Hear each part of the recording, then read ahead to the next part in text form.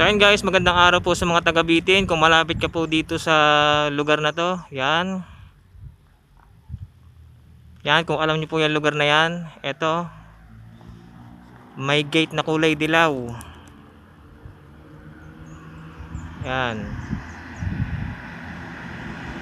Paahon.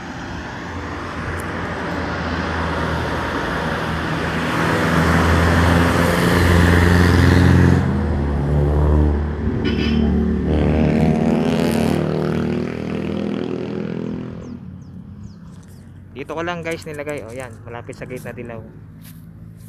Ayan o. May taklob na ba to? Yan. Puntahan nyo na po kung malapit po kayo dito. Guys, dun nga po pala sa makakakuha is pa-picture na lang po ulit para alam po nung iba na may nakakuha na. Thank you.